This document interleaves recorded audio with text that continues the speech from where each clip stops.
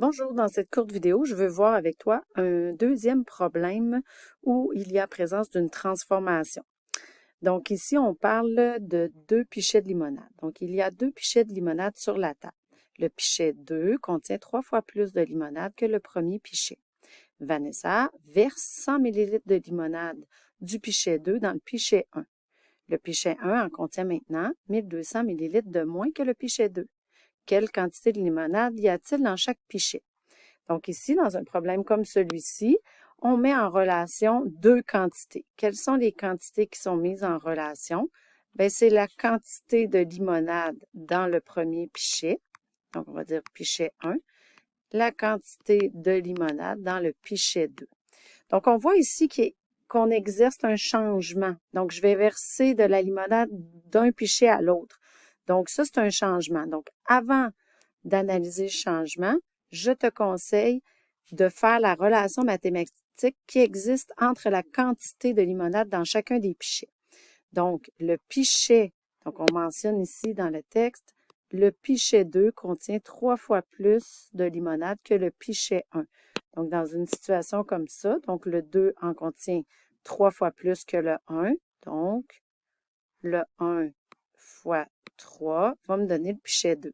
Je peux donc identifier mon inconnu de référence comme étant X, qui serait la quantité de limonade. QT, et c'est l'abrégé pour quantité de limonade dans le pichet 1. Et donc, 3X sera la quantité de limonade dans le pichet 2. Ce qui m'intéresse ici, c'est d'illustrer le changement. Le changement, il est illustré dans cette phrase. On dit que Vanessa effectue une opération, comme lorsqu'on disait que l'âge de telle personne dans 3 ans. Donc ici, le changement qui est effectué, c'est que je prends de la limonade dans un pichet et je le mets dans l'autre. Donc, Vanessa verse 100 ml de limonade du pichet 2 dans le 1.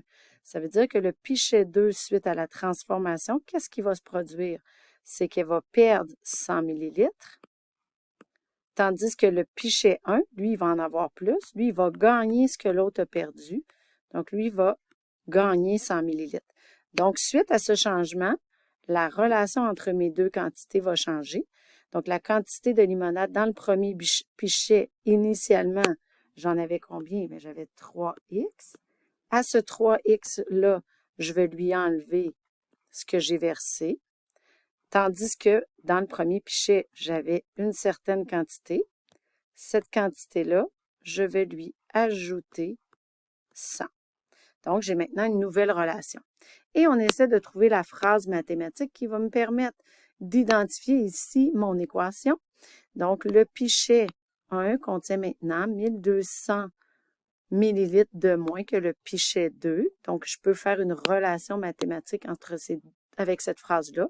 Donc, le pichet 1, la quantité du pichet 1, vous êtes d'accord avec moi que c'est X plus 100, en contient maintenant, fait référence à l'égalité, 1200 de moins, donc moins 1200, à la quantité du deuxième, qui était l'expression 3X moins 100.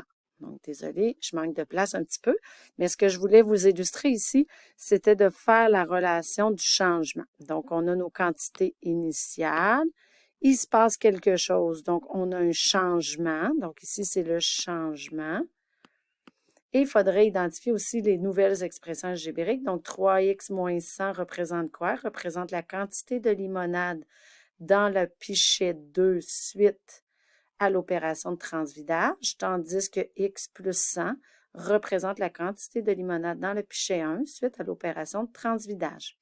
Donc maintenant, à toi de jouer. Tu peux faire les exercices qui suivent dans ton plan de travail.